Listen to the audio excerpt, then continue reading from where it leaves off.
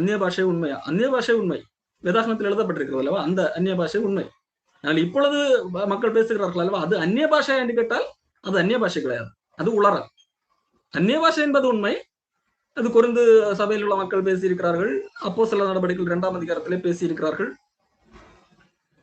இன்னைக்கு அந்நிய பாஷை பேசுகிறோம்னு சொல்லி ஏதோ ஒன்று வாய்க்கு வந்ததை உளறுகிறார்கள் அல்லவா? அது உண்மை என்று கேட்டால் அது அந்நிய பாஷையே கிடையாது.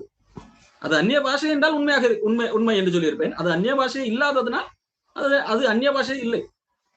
அந்நிய பாஷை அனுபவம் எப்படி இருக்கும் சகோதரர்? அதை குறித்து விளக்கம் தாருங்கள். சரி, அந்நிய பாஷை அனுபவம் எப்படி இருக்கும் என்றால், இப்போ உங்களுக்கு தமிழ் தெரியுது, எனக்கும் தமிழ் தெரியுது. இப்போ எனக்கு இப்போ திடீர்னு அந்நிய பாஷை வரம் கிடைச்சதுன்னு வச்சுக்குவோம். நான் இப்பொழுது எனக்கு இதுவரைக்கும் தெரியாத ஒரு லாங்குவேஜ் கிரீக் உதாரணத்துக்கு வச்சுக்குவோம். இப்போ எனக்கு அந்த கிரீக் லாங்குவேஜ் பேசக்கூடிய வரம் கிடைச்சது. நான் இப்ப என்ன பேசுறேன்? இப்ப தமிழ்ல பேசிட்டு இருக்கிறதா திடீர்னு என்ன பேசுறேன்? கிரீக்ல பேசுறேன். இதுதான் அந்நிய பாஷை வரம் அல்லது அந்நிய பாஷை அனுபவம். மற்றபடி இன்னைக்கு பேசுறது அந்நிய பாஷையே கிடையாது. அது ஜிப்ரிஷ். சந்தர வர வர வர அஜுதி தூர வர இப்படி பேசுறது எல்லாமே ஜிப்ரிஷ்.